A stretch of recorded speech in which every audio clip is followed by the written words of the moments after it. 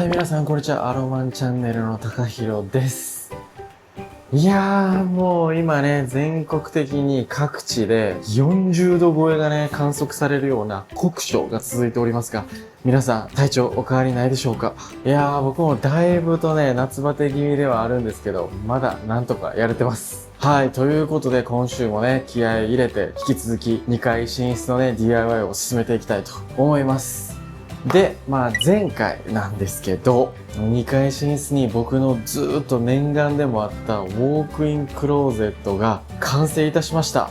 手前には畳物の洋服をね、収納する可動式棚があり、さらには奥の方には、吊るし物を収納するハンガーポールがこちらに上下2段。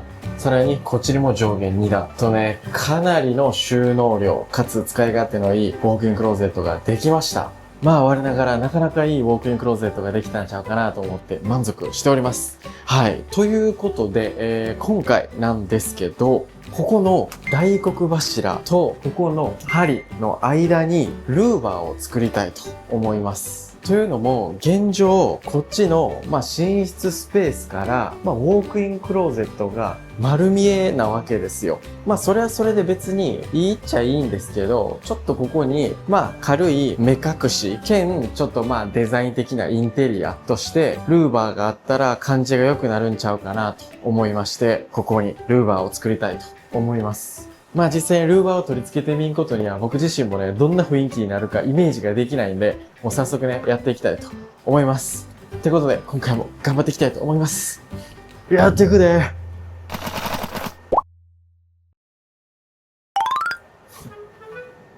っしゃ。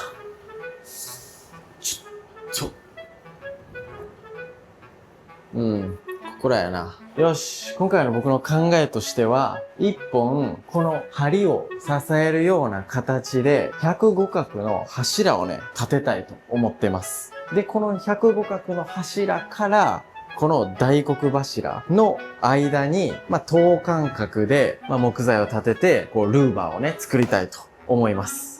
そもそもここに105角の柱を立てる一番大きな目的として、以前1階の寝室でもやったんですけど、柱の下にですね、面のロープをぐるぐる巻きにして、猫ちゃんのためのね、爪研ぎポール、それをね、確保してあげたいわけですよ。以前1階の寝室では、たまたま構造上ね、抜けない柱が部屋にあったので、それをね、白くペンキで塗装して、下には面ロープを巻いて、猫ちゃん用の爪研ぎポールとして活用したら、絶対そこで爪研いでくれるんですよ。おかげで、クロスの角っことかで爪研ぐこともないし、めちゃくちゃ重宝してるんですよね。だから今回この2階寝室でもね、同じ作戦をやりたいと思います。よし。ほんなら、ちょっと間のルーバーのピッチをね、決めていきましょう。この105角の柱から大黒柱までの長さがちょうど830ミリ。なるほどね。ほんなら、その830で、間、木をね、等間隔で何本立てていくのか、ちょっと計算してみたいと思います。厚み45の材です。45の材を間に何本立てるかやな。それも等間隔で。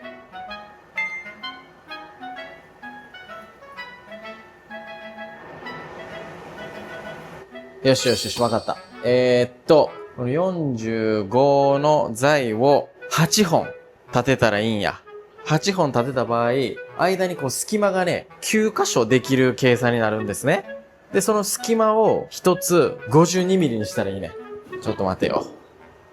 実際置いてみよう。52ミリのところ。よし。で、また、こっち、52ミリ。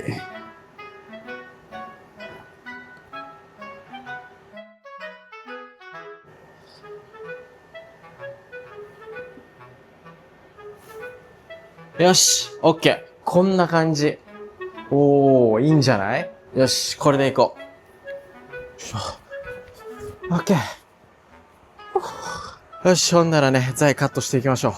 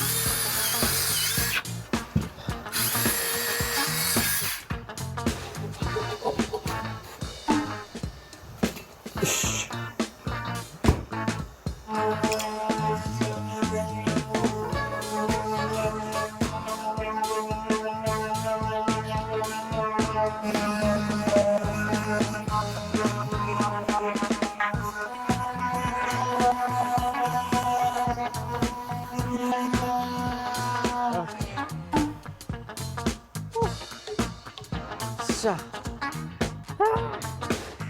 やば。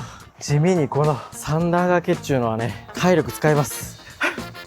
よし、まあ無事ね、サンダー掛けが終わったということで、まあここからね、塗装していきたいんですけど、ちょっとね、その前に一個やり忘れたことがあります。まあこれね、無垢材を使うんで、その時の、まあ温度とか湿気によって、木がね、反ってきたりするんですよ。そうした場合、ルーバーのピッチが等間隔じゃなくなるんですね。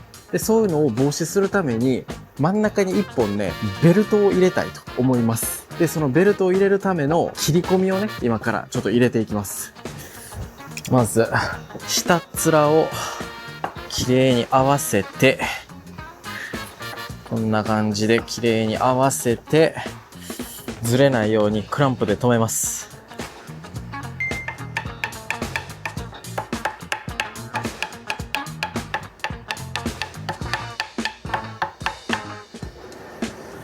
よし。よっしゃ。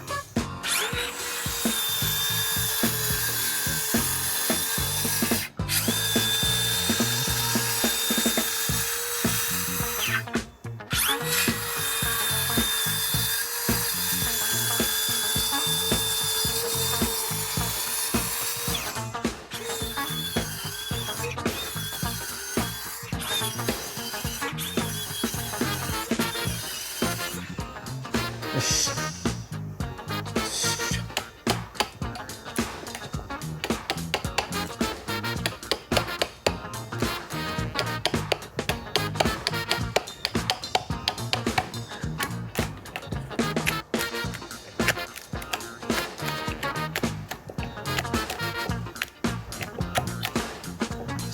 しゃあ。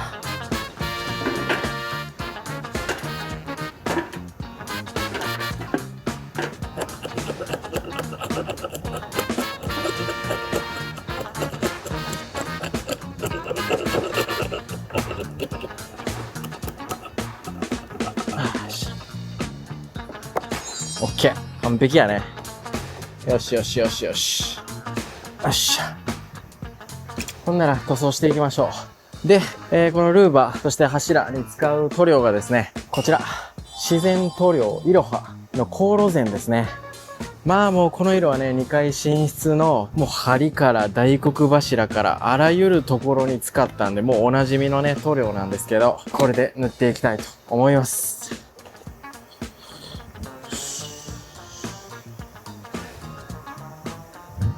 オッケーオッケー。そうそうそうそう、この色、この色。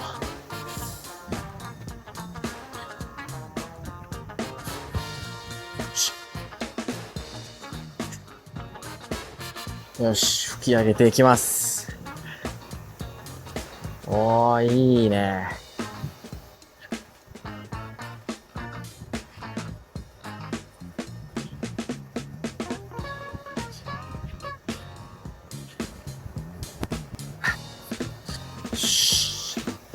いいね。超好きな色ですわ。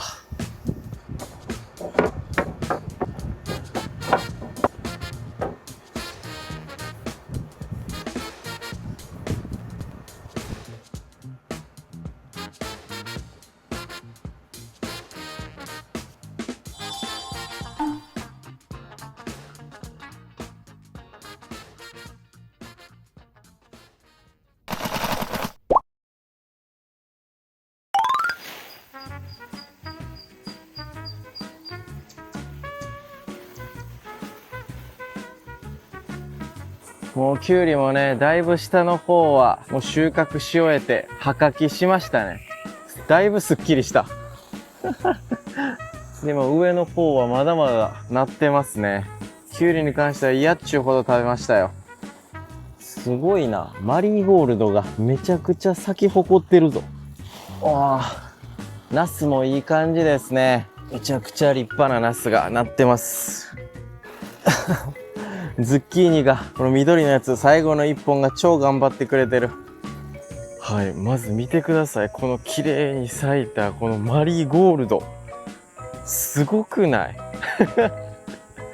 コンパニオンプランツとしてね、植えたマリーゴールドが、ここまでたくさんの花咲かせると思ってへんかったな。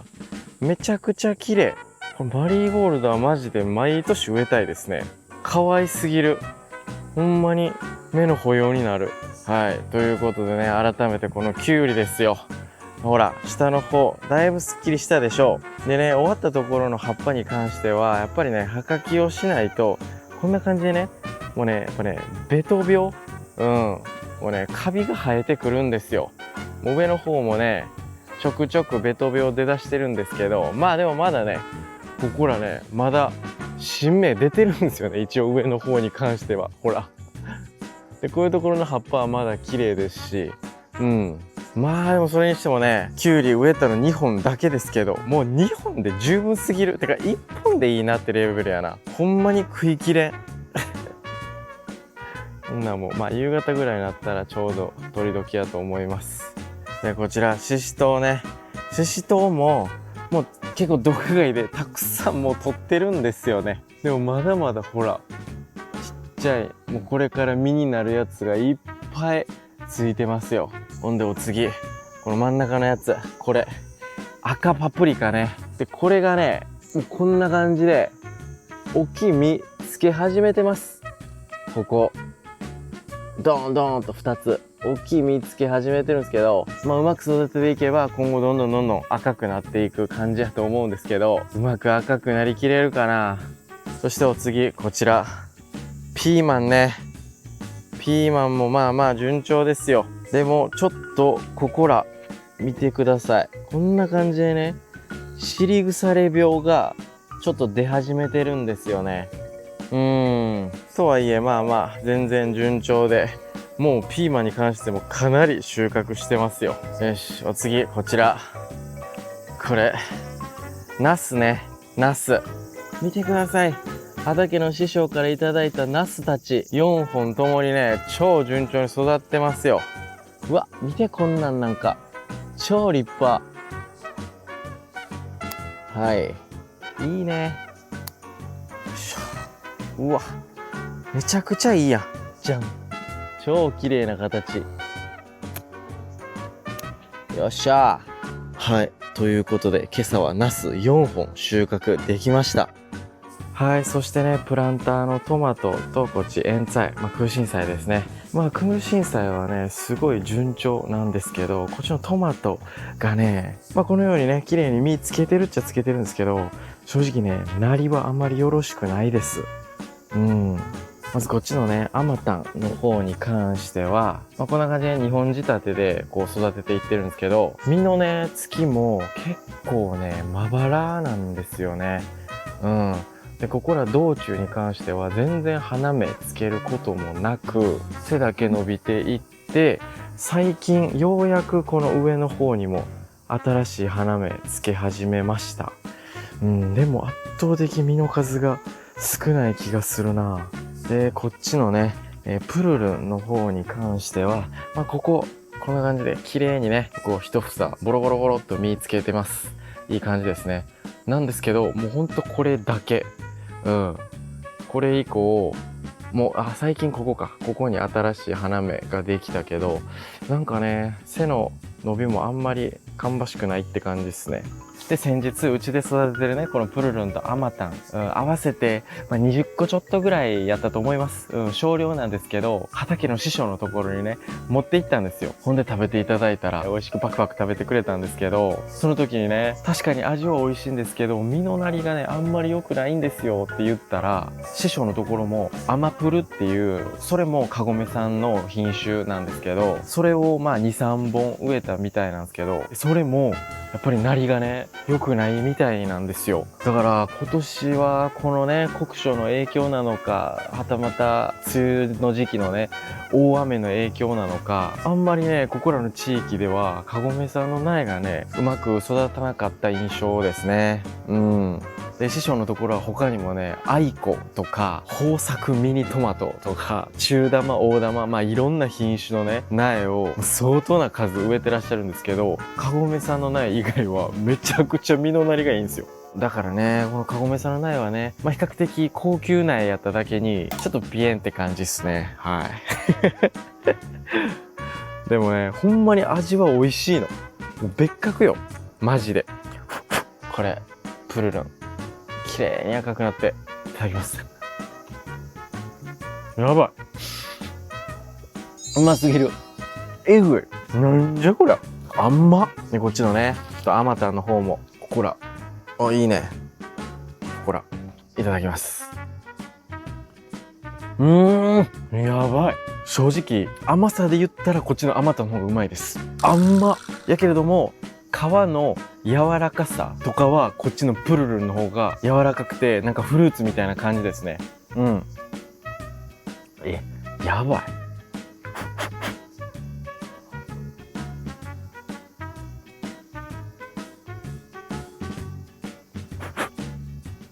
うますぎる。まあ今回この、プランター植えで初めて挑戦してみたんですけど、やっぱ反省点としてはもうちょっとね、土の量多くしてもよかったなと思いますね。もうこの鉢のギリギリ、もうすり切りまでいかんけど、もう上の方まで土持ってもよかったかもしれないです。やっぱり土が少ないとそれだけ根を深く張れないんで、そういうのも多分成長に影響してるんちゃうかなって思いますね。まあでも今年はもう初挑戦やったんで、はい。まあ少量でもこうやってね、実がなってくれただけで僕は嬉しいです。めっちゃうまい。やばい。よしよし。だいたい乾いたな。オッケー。ほんなら上取り付けていきましょうか。よいしょ。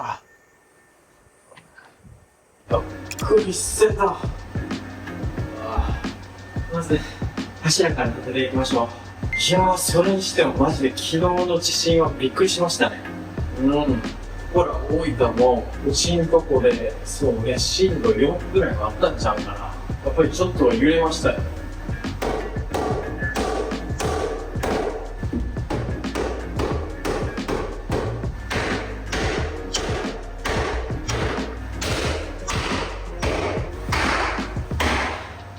いいな。結構ね、キチキチに勝ち込んでるんで、上のね、針の実がこれでかかって、補強にもなってる、今。だってね、これね、この端から端まで、この長いスパン、間にね、支えの柱が立ってないんですよ。なので、構造的に補強として入れてても、めっちゃいいと思うんですよ。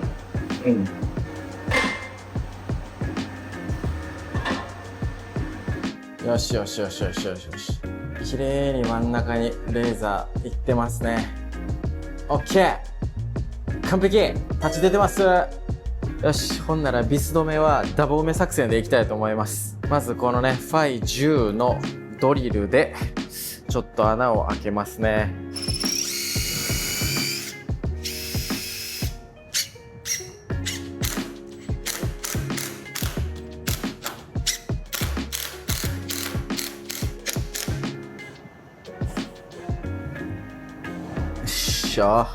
よっし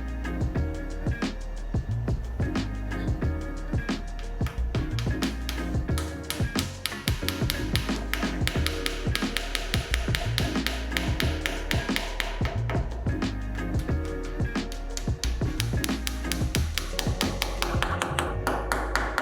よっしゃ。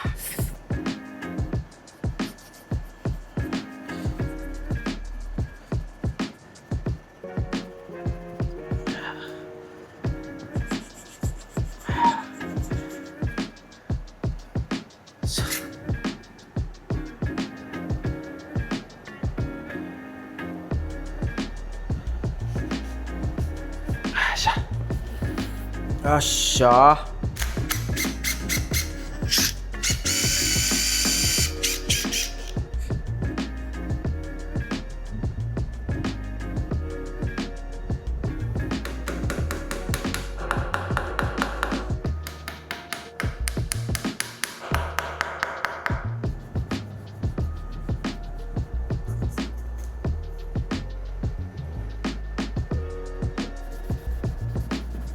よし、オッケー。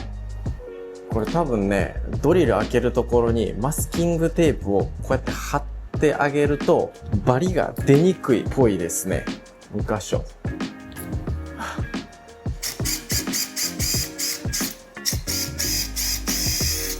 どうだ。おうおうおうおう。おう、だいぶさっきよりバリマシかも。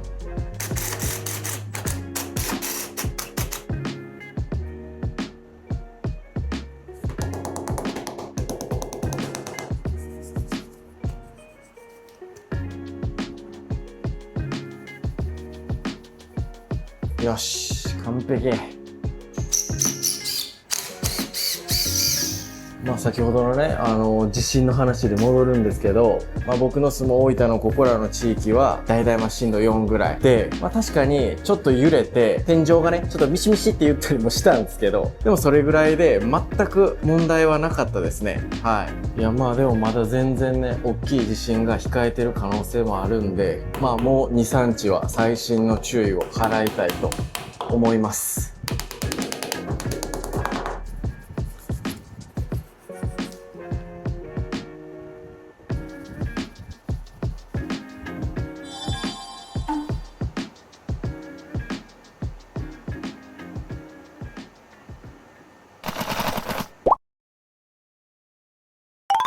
よっしゃ、着きました。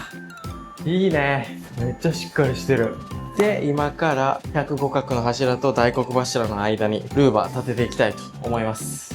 ルーバー、52ミリ間隔でこう立てていこうと思うんですけど、もう事前にね、このように幅52ミリの、ガイドを作ってます。要は、これをペタってこう当てて、ここにこう立てると。で、これを抜いて、次またここに当てて、こう立てていくと。そしたら、等間隔で打ち付けていくことができるわけですよ。はい。なので、これを使ってやっていきたいと思います。まず、ここ。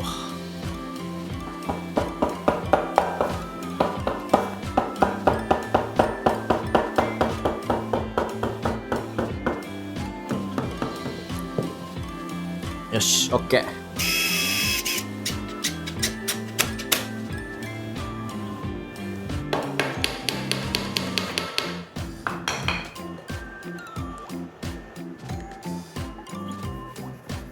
オッケー。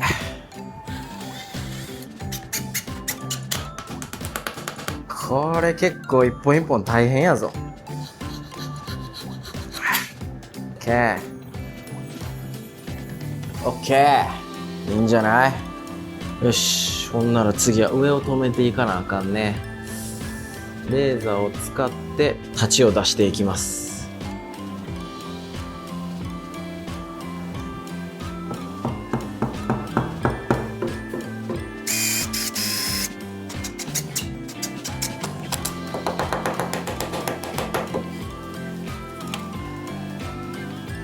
よし、OK。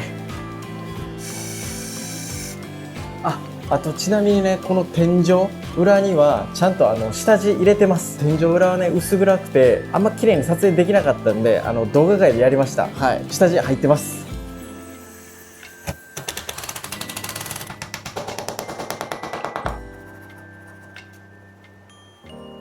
よし、いいんじゃない？めっちゃいいやん。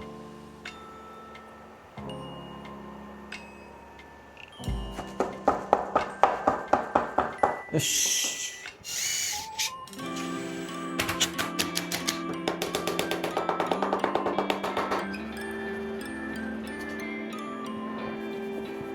よっしゃ。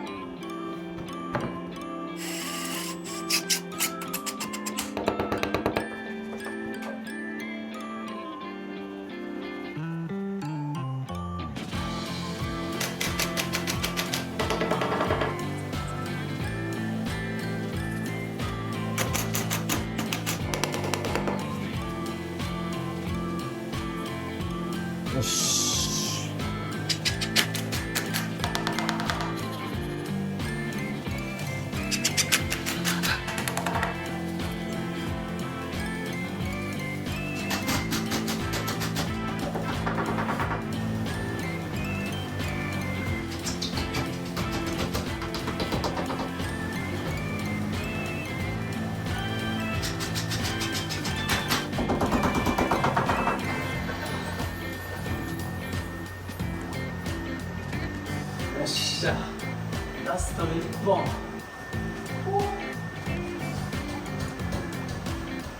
よっしゃ。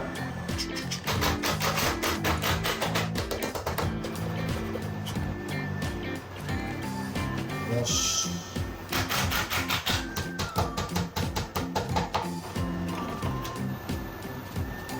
いいね。よし。よ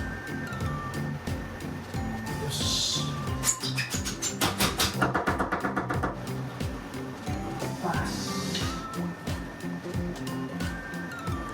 よし、オッケー。着きました。いいね。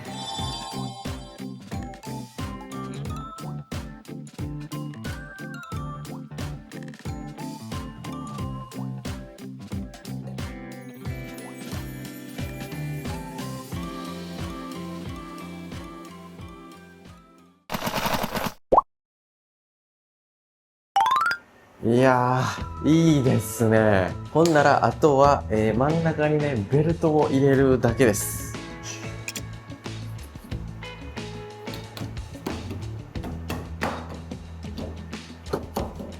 オッケー。きた。よし。ほんならまた、この 52mm のガイド。これをこう入れて、ペタってこうつけて。よし。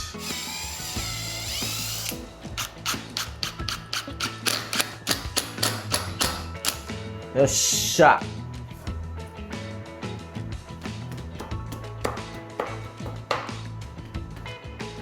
やっぱりね、この真ん中の部分が木がね、反ったりして 52mm の隙間じゃないんですよ。だから、これを当ててあげることで、もう上から下まで綺麗にまっすぐ立つわけですよ。ほんで、このね、ベルトで止めるから、もう動かんくなるし。完璧ですよ。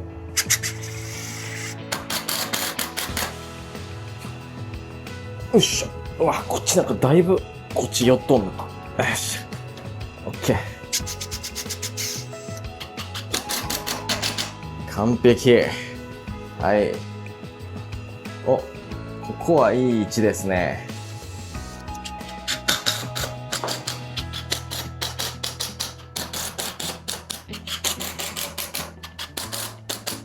よっしゃ。オッケー。おー、おー、おー、おー、おー、おー、オッケー。これでね、真ん中も同じピッチになりました。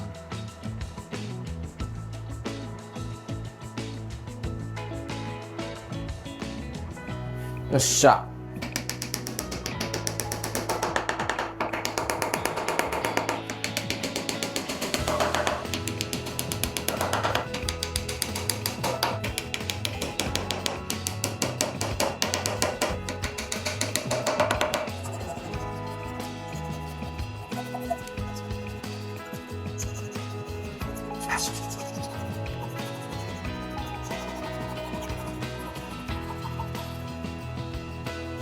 OK。よ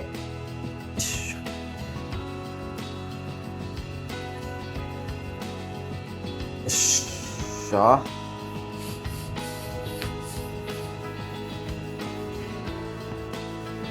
よし。めっちゃいいね。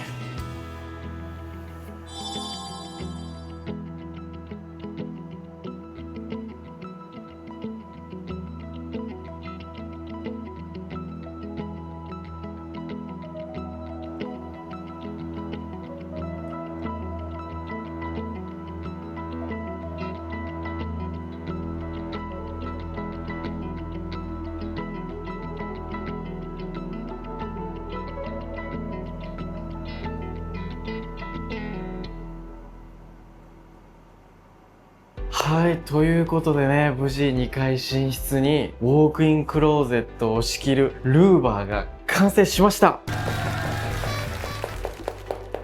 いやー、今回もまたこれ自画自賛させて。いや、どうですか？めっちゃ雰囲気良くなったんじゃない？想像してた10倍いいわ。マジで。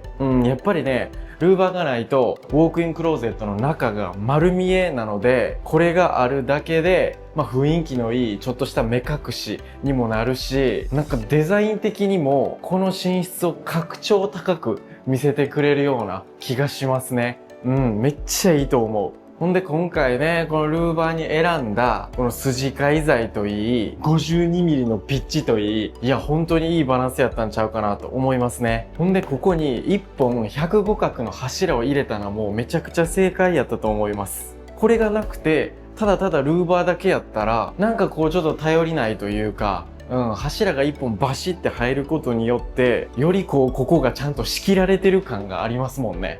ほんでやっぱりここは壁で仕切るんじゃなくてルーバーにしたことによってこの隙間から空気がね循環するんで、ウォークインクローゼットに収納する服にとってもすごいいいと思うんですよね。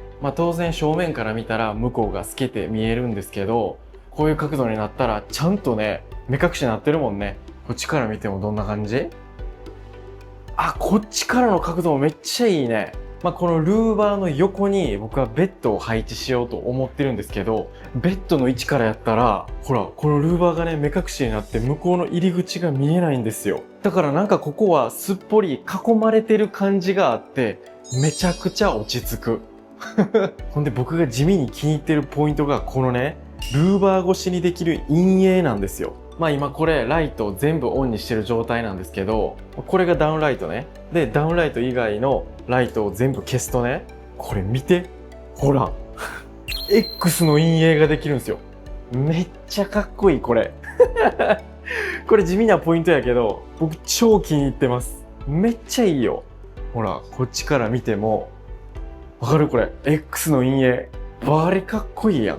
ちょっとね。ほんなら次は、ウォークインクローゼットだけつけて、あとは全部消してみよう。そしたら、なんとな、次はこっちの寝室側に光が差して、これもうこれダイヤモンドやん。ダイヤモンドですわ。いやー、このルーバー、この陰影込みでいいですね。